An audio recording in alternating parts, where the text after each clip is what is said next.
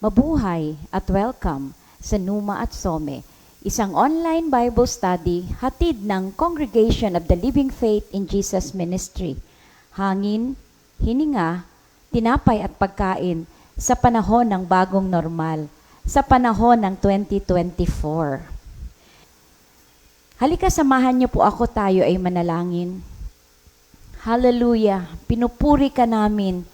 Tinataas namin ang iyong pangalan, dinadakila ka namin. Aming Amang nasa langit, lumalapit kami na nagpapakumbaba. Kinikilala namin na ikaw ay banal, makapangyarihan, nag-iisang tunay na Diyos at walang katulad. Ikaw ay banal, pero salamat sa sakripisyo na ginawa ni Jesus doon sa krus. Nung kinilala ka namin bilang Panginoon at sariling tagapagligtas, ang aming mga kasalanan ay pinatawad mo. Sa pamamagitan ni Kristo, kami ay naging banal. Pero dahil andito kami sa mundo, may mga pagkakataon na kami ay nagkakasala, nahuhulog sa mga pagkakasala. Salamat po, Panginoon, sa tuwing kami ay nagkakamali, nagkakasala, gumagawa ng mga bagay na hindi nakalulugod sa iyo, sinasadya o sinadya man. Meron po kaming panghahawakan na salita na ang sabi mo, kung sasabihin namin, aaminin namin ang aming ginawang pagkakasala, ikaw ay tapat at patatawarin mo kami sa lahat ng aming mga kasalanan. Kaya sa gabing ito, inaamin po namin na kami ay nagkasala sa isip, nagkasala sa aming mga sinabi, nagkasala sa aming mga kinilos. Patawarin mo po kami, Panginoon. Patawarin mo po kami. At salamat sapagkat sa gabing ito, alam namin na pinatawad mo na ang aming mga kasalanan. Alam namin na kami ay nilinis mo na. At alam namin, Panginoon, na sa oras na ito, malaya na kaming makakapasok sa iyong presensya. Salamat sa kalinisan, Panginoon. Salamat sa kapatawaran ng mga kasalanan. Salamat sapagkat malaya kaming makakapasok sa iyong presensya para pakinggan ang iyong salita at para idulog ang aming mga kahilingan sa iyo. Salamat din po, Panginoon, na kahit hindi namin sabihin ang aming mga pangangailangan, ikaw ang makapangyarihang Diyos na ang lahat ng bagay ay alam mo. Wala kaming pwedeng maitago sa iyo. Kahit na, Panginoon, ang pinagdadaanan namin ngayon, ito ay alam mo. Salamat po, Panginoon, sapagkat sa simula pa lang ng aming gawain, kumikilos ka na sa kahanga-hangang kapamaraanan. Ang mga kasama po naming nananalangin, lalo na yung mga anak mo, hipuin mo, Panginoon, ang bahagi ng kanilang katawan na merong karamdaman. Padaluyin mo, Panginoon, ang kaginhawahan. Padaluyin mo, Panginoon, ang kagalingan sa pangalan ni Jesus. Salamat, Panginoon, sa mga anak mo na humihingi ng tulong sa iyo dahil sa hirap na kanilang pinagdadaanan.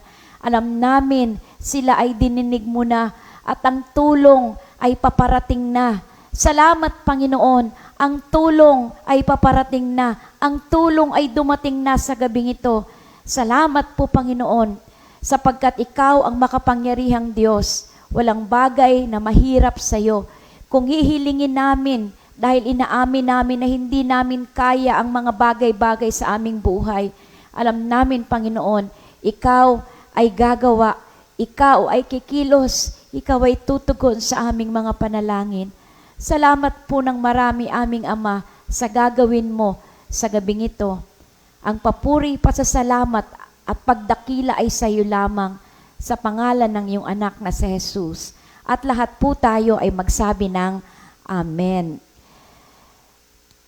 Sa gabi pong ito, ang pamagat po ng ating pag-aaral ay pag-aaral sa 3 Juan. Ang babasahin po natin ay 3 John chapter 1. Nakita nyo na po ba yung 3 John chapter 1? Kung nahanap nyo na po, ako nahanap ko na po, kinapi-paste ko na ito at makikita po dito sa aking laptop. Ang sabi po ng 3 John chapter 3, 3 John chapter 1 ay ganito. The elder to my friend Gaius, whom I love in the truth. Dear friend, I pray that you may enjoy good health and that all may go well with you, even as your soul is getting along well. Yung pagbati po sa pasimula ng ating gawain ay dito po natin kinuha sa sulat ni John para sa kanyang kaibigan na si Gaius. Ito po ay pagbati at natural po, normal sa kanilang kapanahunan na kapag sila ay sumusulat, ito po yung pagbati na ibinibigay nila. Verse 3, It gave me great joy when some believers came and testified about your faithfulness to the truth, telling how you continue to walk in it. So may mga taong nakasalamuha si Apostol John at ang sinasabi nila, ang galing ni Gaius sapagkat siya ay lumalakad sa katotohanan. Tama naman po, di ba, na kung ikaw ay pastor o ikaw ay nangangaral ng salita ng Panginoon, ang pinaka masarap mapakinggan sa iyong tenga bilang naglilingkod sa Panginoon na yung mga taong tinuturuan mo, sinusunod ang tinuturo mo na ayon sa salita ng Panginoon at sila ay namumuhay sa katotohanan. Pero kung kahit ang tagal-tagal mo nang nagtuturo, halos ibinigay mo na ang buo mong buhay, pero walang pagbabago sa buhay nila, pinipili pa rin nila ang lumakad sa kadiliman, nakakalungkot po yun, nakakapighati ng puso. Kaya ang sabi niya ay ganito, I have no greater joy than to hear that my children are walking in the truth. Verse 5, Dear friend, you are faithful in what you are doing for the brothers and sisters. Ano ba ang ginagawa ni Gaius? Even though they are strangers to you. They have told the church about your love, so hindi lamang namumuhay siya ayon sa katotohanan, na ipapakita niya rin yung pag-ibig niya sa mga mananampalataya, lalo na yung mga naglilingkod sa Panginoon na nagpupunta sa iba't ibang lugar para ipangaral ang salita ng Panginoon. They have told the church about your love. Please send them on their way in a manner that honors God. It was for the sake of the name that they went out. Dahil kay Jesus, kaya sila ay lumabas, nangaral ng salita ng Panginoon, receiving no help from the pagans. Yung mga sumunod sa utos ng Panginoon, wala silang hinihinging tulong sa mga hindi mananampalataya. Kung hihingi sila ng tulong, humihingi sila ng tulong sa mga mananampalataya. We ought therefore, ang sabi ng verse 8, to show hospitality to such people so that we may work together for the truth. I wrote to the church, verse 9, but Diotrephes, who loves to be first, will not welcome us. So when I come, I will call attention to what he is doing, spreading malicious nonsense about us. Not satisfied with that, he even refuses to welcome other believers. He also stops those who want to do so and puts them out of the church. Verse 11, Dear friend, do not imitate what is evil, but what is good. Anyone who does what is good is from God. Anyone who does what is evil have not seen God. Demetrius is well spoken of by everyone, and even by the truth itself. We also speak well of him, and you know that our testimony is true. Verse 13, I have so much to write you, but I do not want to do so with pen and ink. I hope to see you soon, and we will talk face to face. Peace to you.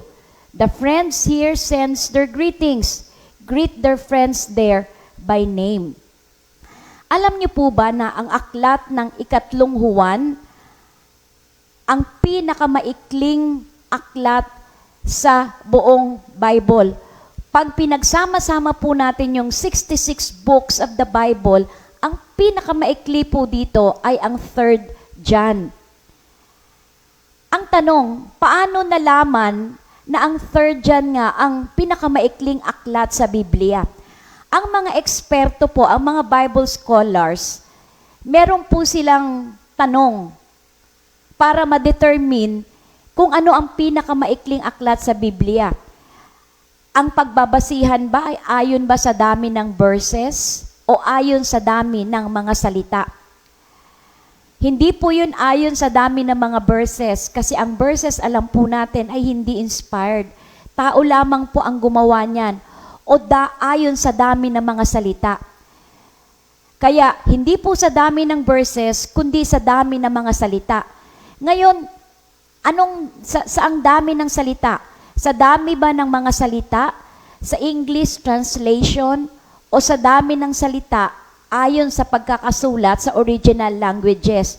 Hindi rin po sa dami ng salita na makikita sa English translation kung ang Bible nyo po ay English translation, kundi ayon sa original. Ayon po sa original languages, at ang 3rd John ay sinulat po sa lengguwahe ng Grego. Kung ibabase po sa original language, sa Greek, ang pinakamaikling aklat ay 3rd John. Alam niyo kung bakit? Kasi ang 3rd John sa Greek ay binubuo lang ng 219 words. Napaka mabusisi ng pag-aaral na kailangan nilang bilangin isa-isa ang mga salita sa Grego para lang mapagtanto nila kung ano ang pinakamaikling aklat sa Biblia. Ang pangalawa pong pinakamaikling aklat sa Biblia ay meron pong 245 words, at ito ay ang 2nd John. At ang pangatlo sa pinakamaikling aklat sa Biblia, meron siyang 335 words sa Grego, walang iba kundi ang aklat ni Philemon o ni Pilimon. Ang apat na pinakamaikling aklat sa Biblia, at siya rin po ang pinakamaikling aklat sa Lumang Tipan na meron lamang po siyang 440 words sa Hebreo, ay ang aklat ni Propeta Obadiah. Ang 5 sa pinakamaikling aklat sa Biblia na merong 461 words, at mahirap din po siyang ipaliwanag, mahirap unawain, ay ang aklat ng Judas. Kaya yung pinakamaikli pong, yung 5 pinakamaikling aklat ay ang 3rd John, 2nd John, Philemon, Obadiah, at saka si Jude. So ang pinakamaikling aklat ay ang 3rd John. Ang simbahan ay may mga hamon na kinahaharap sa labas ng simbahan at sa loob ng simbahan. Kaya nga sa mga taong iniisip na madali ang magpastor, mag-isip muli. Kung ang isang tao ay hindi tinawag ng Panginoon sa pagpapastor o paglilingkod sa Kanya sa full-time ministry, ang ganitong uri ng gawain, hindi siya tatagal. Kaya kung iniisip mo na madali lang ang magpastor, sasabihin ko sa iyo, think again. Kasi kung hindi ka tinawag ng Panginoon sa ganitong gawain, hindi ka tatagal sa dami ng mga hamon na kinakaharap, hindi lang sa loob, pati sa labas ng simbahan. Meron po akong personal na tanong sa bawat isa sa inyo. Ano sa palagay nyo ang mahirap na problemang lutasin? O alin ang problemang mahirap bigyan ng solusyon? Yung problema na galing sa labas o yung problemang galing sa loob? Kung halimbawa sa pamilya, para sa iyo, kung ikaw ay tatay, kung ikaw ay nanay, kung ikaw ay anak, ano ang mas mahirap na bigyan ng solusyon? Ano ang mas mahirap? Yung problema sa loob ng tahanan o yung problema sa labas ng tahanan? Ang sabi po ng isang kasabihan, wow, napunta tayo sa mga kasabihan. Ano kaya talaga ang mas mahirap? Problema sa loob o problema? All the water in the world cannot sink a ship as long as it is outside.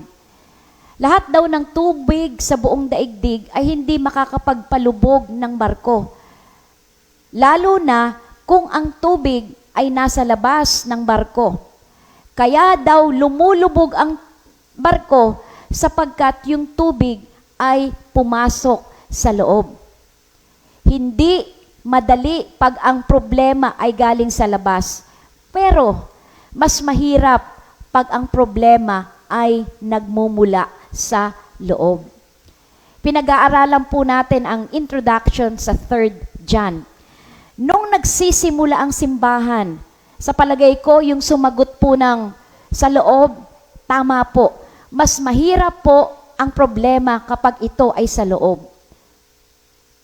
Mas madaling harapin kapag ang problema ay galing sa labas, lalo na kung yung mga tao sa loob ay iisa ang isip, iisa ang puso, iisa ang damdamin, at pag ganun po, nasa kanila ang Panginoon, anumang problema na manggagaling sa labas ay hindi makakapanaig dahil ang Panginoon ang nagbibigay ng tagumpay. Nung nagsisimula ang simbahan, yung early church, nagsimula po ito nung bumaba ang kapangyarihan ng Espiritu Santo nung Pentecostes. At sa kasaysayan ng simbahan, ang simbahan po ay humarap sa mga hamon, napakaraming hamon. Problema sa labas ng simbahan, problema sa loob. At napakahirap dahil noong mga panahong yon, ang simbahan ay napakabata pa, sanggol na sanggol pa. Ang problemang panlabas na madalas hinarap ng mga simbahan ay pag-uusig o persecution. Bago po ang AD 250, pag naririnig po natin yung salitang AD at saka BC, ito po ay mga Latin na salita. Na ang ibig sabihin ng AD, Anno Domini, na ang ibig sabihin in the year of the Lord. At ito ay merong kinalaman sa kapanganakan ni Jesus Christ. Samantalang ang BC naman po, ibig sabihin before Christ. Yung iba ginagamit CE, pero hindi po sila gaanong Christianized. Hindi kagaya ng Anno Domini at saka BC. Ang pag-uusig ay nasa isang lugar lang at ang pag-uusig ay pasulput-sulput. At madalas, ang pag-uusig sa simbahan ay bunga lang ng mga tao na nagkakagulo kesa sa isang batas na ibinaba sa lipunan o sa bansa. Isa sa dahilan ng pag-uusig ng early church ay political. Pakicomment mo nga, isa sa dahilan ng pag-uusig sa labas ang tinitingnan natin, problema sa labas ng early church. Kasi ito pong sulat ng 3 John ay meron po siyang problema na hinaharap at yung problemang yon ay binibigyan ng solusyon. Ito po talaga ang totoo. Kapag tayo po ay merong problema, hindi po tinatakasan ang problema. Sabihin mo, hindi ko nga alam kung ano ang gagawin ko. Ang problema po, pag dumating po sa buhay natin, harapin po natin. Kung hindi mo alam kung ano ang gagawin, magdasal tayo sa Panginoon. Ang sabi po sa aklat ng Santiago, kapag tayo ay kulang ng kaalaman, humingi tayo ng kaalaman sa Panginoon. At kapag ang Diyos ay nagbigay ng kaalaman, hindi siya madamot, masagana siya kung magbigay. At kapag nagbigay ang Panginoon, hindi pa siya nanunumbat. Kaya pag meron po tayong problema, hindi po ito binabaliwala at iisipin na lang natin, hayaan mo na yan, mawawala din yan. May mga problema pong hindi nawawala, ang kailangan ay harapin. Harapin. At sa tulong ng Panginoon, ang mga problemang ito ay mapapagtagumpayan natin. Kasi ang sabi ng Panginoon, hindi niya naman tayo bibigyan ng problema na hindi natin kaya. Kaya kahit gaano kahirap yung problemang hinaharap mo sa labas at loob ng iyong tahanan, sa labas at loob ng iyong sarili, ang Panginoon ay sovereign. Alam niya na kayang-kaya mo ito. Alam niya na ito ay mapapagtagumpayan mo.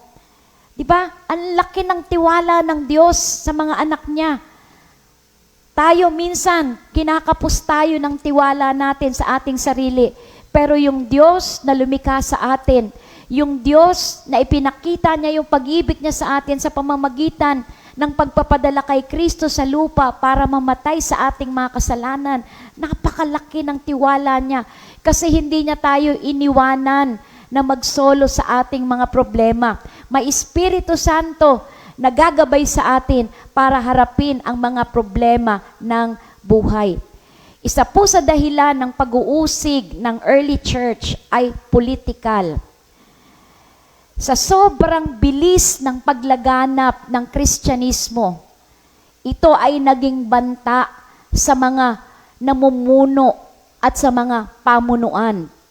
Kasi nung araw, pag sinabing sila ay tagasunod ng daan o tagasunod ng pangalan, the name, o tagasunod ni Kristo at sila ay nananampalataya kay Kristo, ibig sabihin, hindi na sila pwedeng sumamba sa mga Diyos-Diyosan at hindi na dapat sila makisama sa mga gawaing hindi nakapagbibigay ng lugod sa Panginoon. Nung panahong yon, usong-uso at laganap ang emperor worship. Kaya pag Kristiyano sila, alam na nila ang katotohanan na ang emperador, hindi siya Diyos. Siya ay nilikha ng Diyos, kaya hindi siya dapat sambahin. Ang totoong dapat sambahin, yun lang may likha sa atin, walang iba kundi ang Panginoon. At dahil sila ay Kristiyano na, hindi na sila yuyukod, hindi na sila sasamba sa emperador. At dahil dito, tinuturing ito na kasalanan laban sa bayan. Ang tingin sa kanila ay mga traidor kasi hindi sila yumuyukod at sumasamba sa emperador. At pagkatapos po ng AD 250, ang tingin po ng mga hindi mananampalataya sa simbahan ay isang illegal at lihim na kalipunan. Ang tingin sa simbahan ay banta sa seguridad ng imperyo. Kaya ang hamon na kinaharap ng simbahan noon ay hamon sa labas. Titingnan po muna natin yung mga problema sa labas bago tingnan natin yung problema sa loob. Ang pangalawa pong dahilan ay social. Malakas ang appeal ng Kristyanismo sa mga mahihirap.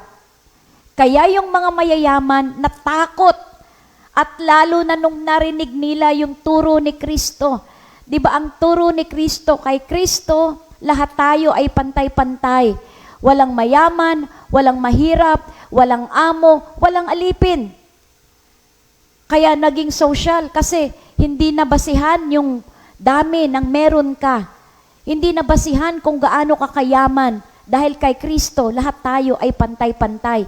Kaya nagkaroon po ng problemang sosyal. Inusig sila. Isa pang dahilan ay economic din, pang-kabuhayan. Dahil po itinuturo ng Panginoong Hesus at ng lumang tipan na ang Diyos ay Espiritu at kung sasambahin siya, dapat sambahin siya sa Espiritu at katotohanan. Hindi mga imahin ng tao na nasa langit, nasa lupa o nasa ilalim ng dagat. Hindi mga imahin, hindi mga larawan, hindi mga ribulto. Naging economic din po yung pag-uusig kasi yung katotohanan ay naging banta sa kanilang kabuhayan. Pag alam na ng mga tao na ang mga imahin at mga ribulto, mga larawan, sila ay Diyos-Diyosan, hindi na sila bibili ng mga imahin, ribulto at mga larawan sapagkat ito ay hindi naman totoo. Kaya marami ang nawalan ng kabuhayan.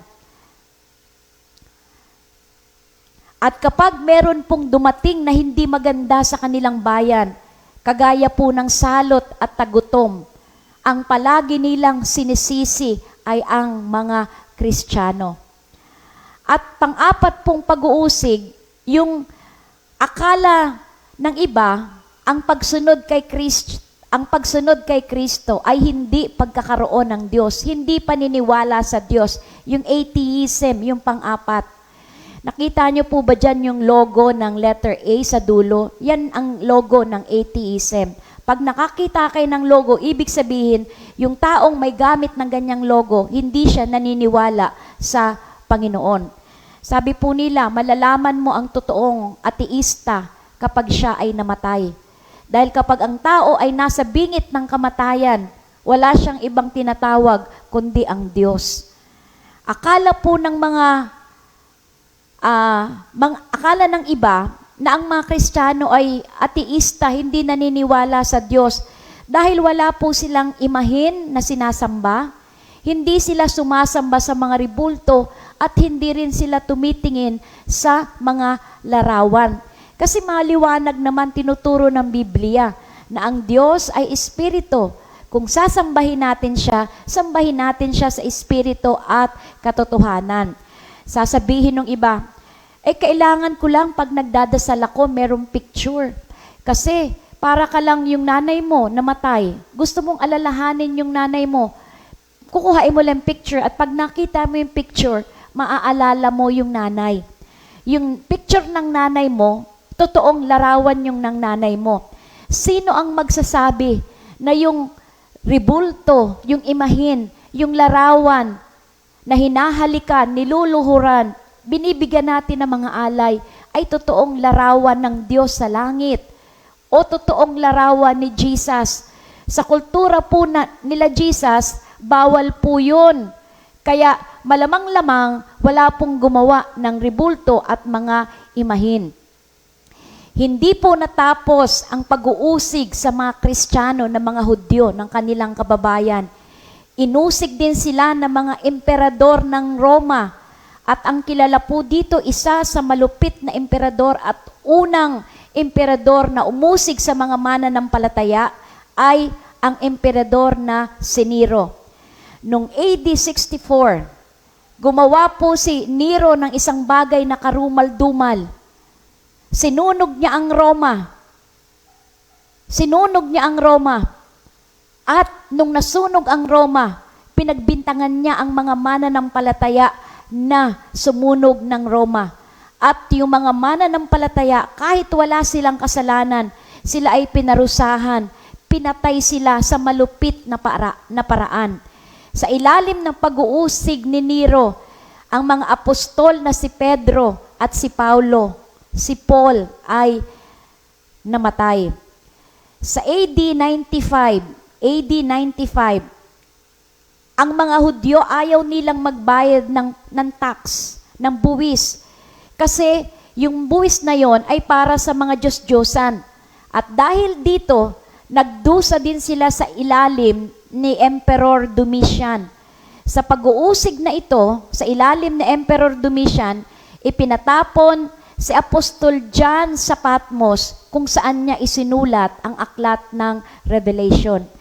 Minsan, kung tayo ay magtatapat sa Panginoon, kung hindi tayo mawawala ng pag-asa at patuloy tayong magtitiwala sa mga pinakapangit na pangyayari ng buhay natin, lalabas ang patotoo na napakaganda.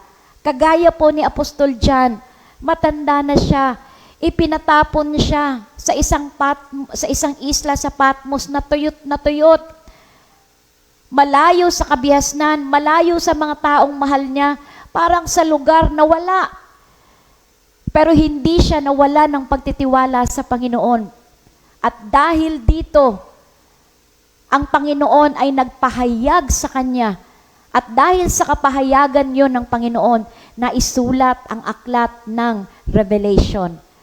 Kaya wag po nating babaliwalain yung panahon na tila pakiramdam natin tayo ay nag-iisa. Pakiramdam mo lang yon. Yung mga panahon, akala mo nasa dry ground ka, na akala mo wala nang mangyayari. Patuloy kang magtiwala sa Panginoon kasi merong mangyayari, merong ginagawa ang Panginoon. Hanggang sa pamumuno po ni Emperor Diocletian, ang imperyo noong mga panahong ito ay mahina na at papabagsak na ang Roma. Kailangan itong palakasin ni Emperor Diocletian. Pero ang mga mananampalataya, hindi po nila sinusuportahan ang state religion. Kaya noong AD 303, nagpalabas siya ng isang kautusan para usigin ang mga tagasunod ni Kristo, para usigin ang mga mananampalataya. Noong mga panahong po yun, ayon sa pag-aaral, ang bilang ng mga Kristiyano ay 50 hanggang 70 million na. Halos 15% ng population ng imperyo ay binubuo ng mga Kristiyano.